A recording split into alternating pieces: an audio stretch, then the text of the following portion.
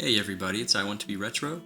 Today we're going to take a look at running Shinobi, a network video recorder, in Docker. To get started, log into the device that we're going to install Docker on. First, we'll use apt-install to install a few prerequisite packages required to install Docker. Then we'll add the Docker GPG key in apt repository, followed by another apt install to install Docker, Docker Compose, and Containerd. With the Docker packages installed, we'll make sure the Docker service is started and enabled. Add the current user to the Docker group. Then re-authenticate the current user for the group change to take effect. We're now ready to start creating our containers. We'll start by creating working directories for our containers to store persistent data in.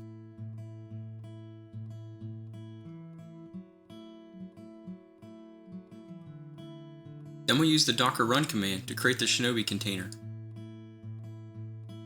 With the container running, open a web browser and navigate to the DNS or IP address of the Docker host, :8080/super. Log in with the username admin@shinobi.video and the password admin. Click the Preferences option in the top navigation menu, update the email address, and set and confirm a new password, then click the Save button. Click the Logout link at the top right of the screen, then log back in using the updated email address and password. On the Accounts tab, click the Add button. Complete the form to create a new standard user account. Once completed, click Save at the bottom. Click the Logout link at the top right of the screen.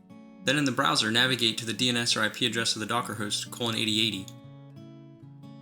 Log in with the email address and password for the standard user account.